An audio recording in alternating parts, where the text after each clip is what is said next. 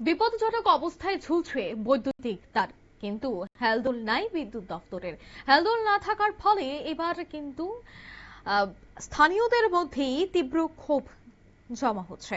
সাবরুম মহকুমা আন্তর্জাতিক সীমান্তবর্তী গ্রাম রাজনগরের এই অভিযোগ।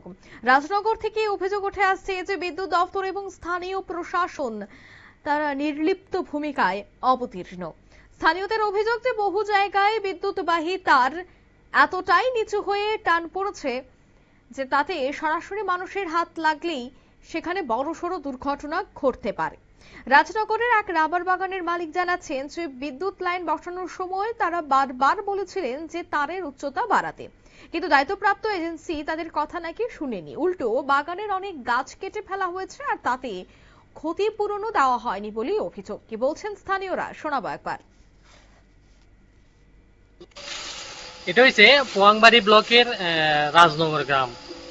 আমার বাগানে এই যে দেখেন কেমন লাইন হাত দিয়ে ধরা যায়, তো লাইনটা অলরেডি টানা হয়ে গেছে। এখন যদি লাইনটা চালু করে তাহলে আমার বাগানে যদি লেবার আসে বা আমি আসি, যে কোনো মুহূর্তে একটা বড় বিপদ ঘটতে পারে। এখন প্রশাসনের কাছে দাবি যে আমার লাইনটা হয় আর একটা পোস্ট দিয়ে ওইদিকে মানে একটু বাইরে দিয়ে, যাতে বাগান থেকে একটু দূরে থাকে, এটা করা যায়। আর আগে আগে যে লাইনটা টানা হয়েছিল এটা দিয়ে আমার বাগানে অনেকগুলো গাছ কাটা গেছে, একটা টাকাও আমাকে দেওয়া হয়েছে না। তো এখন সেটাও আমি জানাতে চাই, এবং কি এখনো গাছের পুরো সবগুলো গাছ এখানে পড়ে আছে।